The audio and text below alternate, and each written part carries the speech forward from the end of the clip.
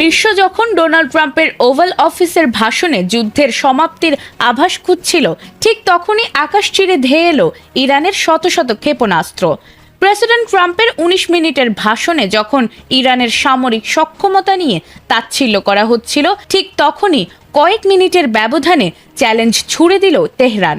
Oval অফিসের গাম্ভীর্যকে ছাপিয়ে এখন বড় হয়ে দেখা দিয়েছে মধ্যপ্রাচ্যের রক্তক্ষয়ী এক যুদ্ধের দামামা, যার শুরুটা হলো প্রেসিডেন্টের বক্তৃতার ঠিক ১৫ মিনিটের ব্যবধানে। বৃহস্পতিবার আল জাজিরার প্রতিবেদনে জানানো হয়েছে, ট্রাম্পের ভাষণ শেষ হওয়ার কিছুক্ষণের মধ্যেই ইরান ইসরায়েলের দিকে একাধিক ক্ষেপণাস্ত্র নিক্ষেপ করে। ইসরায়েলি সামরিক বাহিনী জানিয়েছে তারা ইরান থেকে ছোড়া ক্ষেপণাস্ত্র শনাক্ত করেছে এবং তা প্রতিহত করতে প্রতিরক্ষা ব্যবস্থা সক্রিয় করা হয়েছে। সংক্ষিপ্ত বিবৃতিতে বলা হয়েছে, হুমকি মোকাবিলায় তাদের প্রতিরক্ষা ব্যবস্থা কাজ করছে।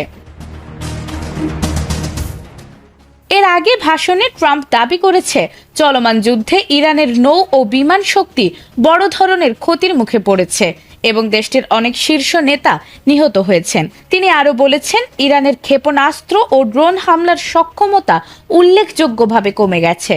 একই সঙ্গে ইসরায়েল ও উপসাগরীয় মিত্র দেশগুলোর প্রশংসায় তিনি বলেছেন, যুক্তরাষ্ট্র তাদের ব্যর্থ হতে দেবে না।